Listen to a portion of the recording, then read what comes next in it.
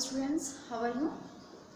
On last video हमने discuss किया था कि what is PPC curve and rotations of PPC curve and shifting in PPC curve. चलिए, और आज की जो हमारी वीडियो है उसमें हम डिस्कस करेंगे अबाउट अपॉर्चुनिटी कॉस्ट। किसके बारे में? अपॉर्चुनिटी कॉस्ट के बारे में।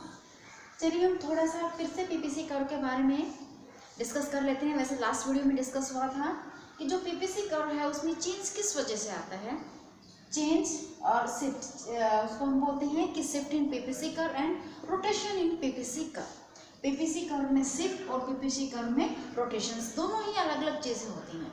Shift means change in resources and technology in both the goods.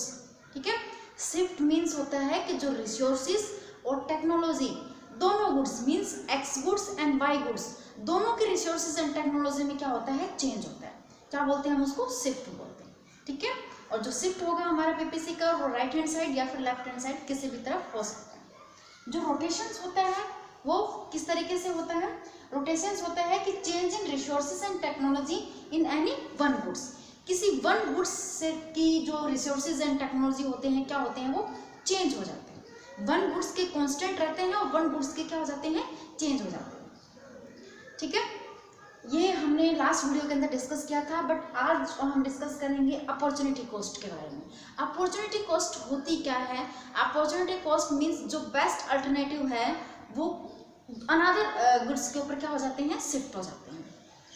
And meaning is the next best alternative that is forgone is called. ठीक है, जो नेक्स्ट बेस्ट अल्टरनेटिव है वो अनदर किसी गुड्स के ऊपर शिफ्ट हो जाते हैं, फोरगोन इज कॉल्ड अपॉर्चुनिटी कॉस्ट। जो अपॉर्चुनिटी कॉस्ट है उसका एक अनदर नेम और यहाँ पे है कि also known as the alternative cost. जो अपॉर्चुनिटी कॉस्ट है उसको हम बोलते हैं अल्टरनेटिव कॉस्ट भी कॉल करते हैं।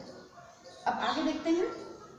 ये था हमारा पीपीसी कर्व, इसी तरीके से बनता है, स्लोप डाउनवर्ड होता है, ऊपर से नीचे की तरफ गिरता हुआ दिखाई देता है।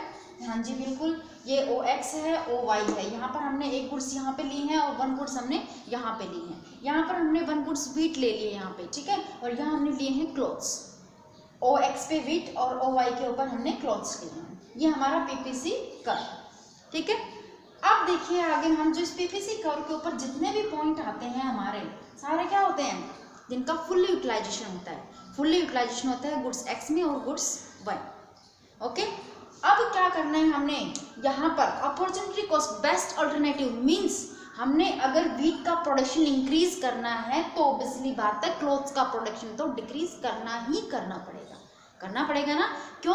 क्योंकि रिसोर्सेज आर लिमिटेड। जो रिसोर्सेज हैं वो हमारे पास लिमिटेड हैं, उनको इंक्रीज नहीं कर सकते हैं कि दोनों गुड्स के प्रोडक्शन को हम इंक्रीज कर पाएँ, नहीं कर सकते ऐसा। अगर हमने वन गुड्स का प्रोडक्शन अगर इंक्रीज करना है तो अनदर गुड्स का जो प्रोडक्शन है वो डिक्रीज करना ही पड़ेगा। ये तो था अपॉर्चुनिटी कॉस्ट। अच्छा चलिए, अब अगर हम यहाँ इस कॉम्बिनेशंस के ऊपर देखते हैं तो इस कॉम्बिनेशंस के ऊपर व्हीट और गुड्स का क्लोथ्स का प्रोडक्शंस, हम यहाँ पर व्हीट का प्रोडक्शन करते हैं इतना और क्लोथ्स का प्रोडक्शन करते हैं इतना। ठीक है, अगर इस पॉइंट से हमें इस पॉइंट के ऊपर आना है, ई पॉइंट से एफ पॉइंट के ऊपर अगर हमें आना है, अगर हमने व्हीट का प्रोडक्शन इंक्रीज करना है तो हम क्या करेंगे, अगर हम एफ पॉइंट ई पॉइंट से अगर एफ पॉइंट के ऊपर आते हैं तो देखते हैं व्हीट का प्रोडक्शंस और क्लोथ्स का प्रोडक्शन। जो क्लोथ्स का प्रोडक्शन है वो होता है इतना, पहले इतना था, डिक्रीज होकर कितना हो गया, इतना। ठीक है, और जो हमारे पास व्हीट का प्रोडक्शन फर्स्ट पहले क्या था, ई पॉइंट के ऊपर ओ पी मान लेते हैं यहाँ पे, और अब कितना हो गया, O Q. That's is clear है। ठीक है, चलिए अब देखते हैं। सपोज कीजिए हमें ई पॉइंट के ऊपर हम जो क्लॉथ्स हैं उसको 10 पॉइंट प्रोड्यूस कर रहे हैं, ठीक है, और जो व्हीट है हम उसको 8 पॉइंट प्रोड्यूस कर रहे हैं, 8 पॉइंट पे। अब हमने क्या करना है, व्हीट के प्रोडक्शन को इंक्रीज करना है एफ पॉइंट के ऊपर। कैसे करना है, हमने 10 से रिड्यूस होकर के 7 के ऊपर, जब हमारे पास हम क्लोथ्स का प्रोडक्शन करेंगे 10 से रिड्यूस करके 7 के ऊपर रिड्यूस करेंगे, मतलब 3 पॉइंट रिड्यूस करेंगे। उसके बाद में जो व्हीट का प्रोडक्शन है वो 8 पॉइंट से इंक्रीज होकर के कितना हो जाएगा, 10 पॉइंट के ऊपर हो जाएगा, मतलब दो पॉइंट क्या हो जाएगा, इंक्रीज हो जाएगा। ठीक है, यहाँ पर हम 3 पॉइंट डिक्रीज करेंगे तब जाकर के व्हीट का प्रोडक्शन 2 पॉइंट क्या होगा, इंक्रीज होगा।